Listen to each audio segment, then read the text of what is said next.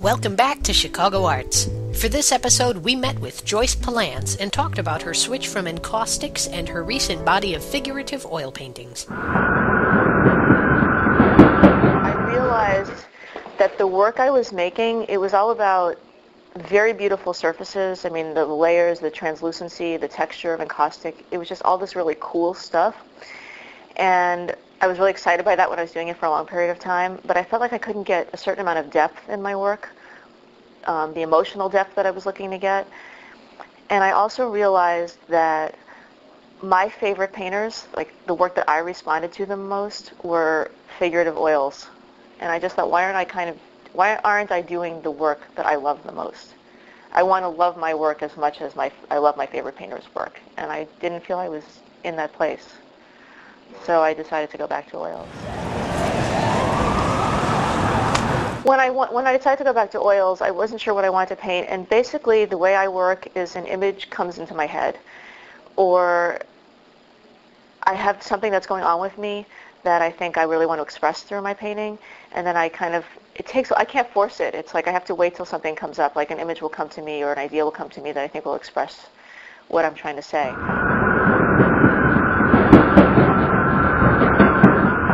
What all my work, even in my encaustic work, has in common is I've always addressed issues for me about women's empowerment and healing, transformation, moving from one state to another. And in the encaustic, I use sort of these weird abstract backgrounds too, which I think expressed maybe vague conditions, sometimes angry spaces, sometimes just all different things psychologically. And that's carried through with the oils.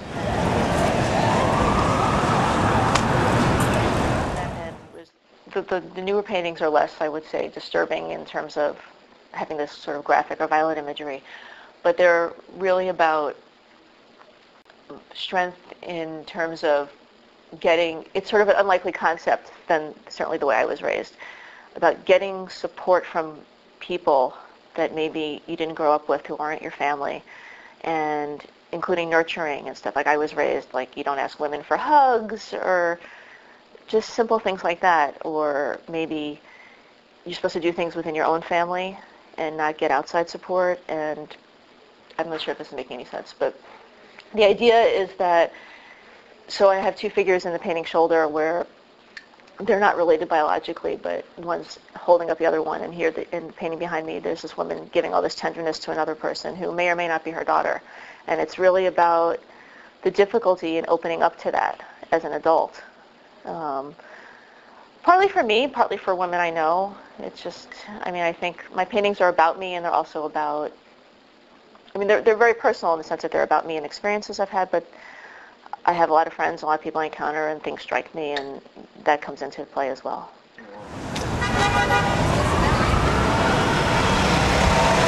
I think of myself as a feminist artist, but that's mostly because of the themes of my paintings, not because of sort of that crusade sort of mentality that you get around the word feminism. That's such a loaded word.